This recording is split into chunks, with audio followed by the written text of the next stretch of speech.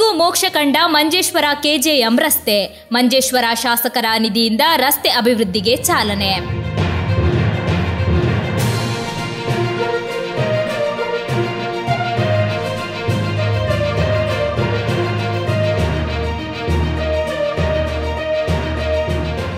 ಕಳೆದ ಹಲವು ವರ್ಷಗಳಿಂದ ಹದಗೆಟ್ಟ ಸ್ಥಿತಿಯಲ್ಲಿದ್ದ ಮಂಜೇಶ್ವರ ಕೆಜೆಎಂ ರಸ್ತೆ ಕೊನೆಗೂ ಹೊಸ ಜೀವ ದೊರಕಿದೆ. ಮಂಜೇಶ್ವರ ಶಾಸಕರಾದ ಎಕೆಎಂ ಅಶ್ರಫ್ ಅವರ ಅಭಿವೃದ್ಧಿ ನಿಧಿಯಿಂದ 97 ಲಕ್ಷ ರೂಪಾಯಿ ಮಂಜೂರಾಗಿದ್ದು, ಗುರುವಾರ ಈ ಮಹತ್ವದ ರಸ್ತೆ ಕಾಮಗಾರಿಗೆ ಅಧಿಕೃತ ಚಾಲನೆ ದೊರಕಿದೆ. ಸುಮಾರು 1400 ಮೀಟರ್ ವಿಸ್ತೀರ್ಣದ ಈ ರಸ್ತೆ ನಿರ್ಮಾಣದಲ್ಲಿ 1100 ಮೀಟರ್ ಕಾಂಕ್ರೀಟ್ ರಸ್ತೆ ಹಾಗೂ 300 ಮೀಟರ್ ಡಾಮರು ರಸ್ತೆ ನಿರ್ಮಾಣವಾಗಲಿದೆ. ಜೊತೆಗೆ ರಸ್ತೆಯಲ್ಲಿ ನೀರು ನಿಲ್ಲದಂತೆ ಮಾಡಲು 250 ಮೀಟರ್ ಉದ್ದದ ಡ್ರೈನೇಜ್ ವ್ಯವಸ್ಥೆ ಸಹ ನಿರ್ಮಿಸಲಾಗುತ್ತಿದೆ.